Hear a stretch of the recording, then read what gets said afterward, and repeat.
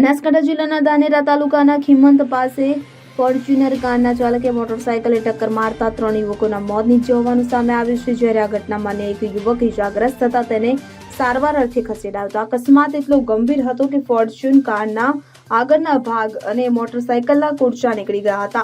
અકસ્માતગ્રસ્ત કારમાં number plate લગાવેલી ન હતી, પરંતુ કારની અંદરથી એક જ નંબરની 3 નંબર પ્લેટ મળતા સવાલ ઉઠ્યા છે. તો પોલીસ દ્વારા હાલ આ સમગ્ર મામલે તપાસ હાથ ધરવામાં આવી છે. જાણકારી અનુસાર જિલ્લાના ડીસા તાલુકાના ગાડા ગામના મહિપતસિંહ વાઘેલા, પંકજસિંહ વાઘેલા, યોગેન્દ્રસિંહ વાઘેલા, મહાવીરસિંહ વાઘેલા નામના યુવકો પોતાની મોટરસાયકલ લઈને ધાનેરાના ખીમંત ગામે ગરબા જોવા માટે ગયા હતા. ત્યારે ચારેય મિત્રો રાત્રિના 11:30 વાગ્યાના અરસામાં ગરબા જોઈને પરત પોતાના ગામ ધાડા જઈ રહ્યા હતા. ત્યારે ખીમંત ગામના ઉમેદપુરાના પાટિયા પાસે સામેથી આવી રહેલી ફોર્ચ્યુન કાર ચાલકે મોટરસાયકલને અડફેટે લઈને 200 મીટર સુધી ઢસડ્યું હતું. જેને લઈ મોટરસાયકલ પર સવાર મહાવીરસિંહ નામનો યુવક ફેંકાઈ ગયો હતો. જ્યારે અન્ય 3 યુવકો મોટરસાયકલ સાથે જ ઢસડાયા હતા.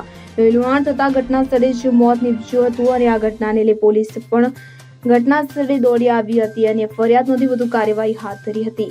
ધાનેરા તાલુકાના ખીમંત પાસે અકસ્માત સર્જનાર ફોર્ચ્યુન કારમાં 2 લોકો સવાર હોવાનું અને અકસ્માત બાદ ઘટના સ્થળેથી નાસી છૂટ્યા હોવાનું સામે આવ્યું છે. તો આ અકસ્માતના જે વિડીયો વાયરલ થયા છે તેમાં એક વિડીયોમાં ફોર્ચ્યુન કારમાં દારૂની બોટલ પડી હોવાનું પણ જોવા મળી રહ્યું છે. જોકે પોલીસ દ્વારા આ મામલે ફરિયાદમાં કોઈ ઉલ્લેખ કરાયો નથી. ત્યારે આ ઘટનામાં મૃતકો કે જેમાં મહિપતસિંહ, બજુસિંહ વાઘેલા, પંકજસિંહ, દારૂસિંહ વાઘેલા, યોગેન્દ્રસિંહ, વિજુસિંહ વાઘેલાનો સમાવેશ થાય છે. જ્યારે મહાવીરસિંહ, દાદુસિંહ વાઘેલા નામના વ્યક્તિ ઇજાગ્રસ્ત થયો હતો. Bureau report CN24 news. હવે જુઓ દેશ દુનિયાની તમામ ખબરો તમારી આંગળીના ટેરવે. ઉઠાવો મોબાઈલ અને Google Play Store પરથી ડાઉનલોડ કરો અમારી CN24 ન્યૂઝ મોબાઈલ એપ.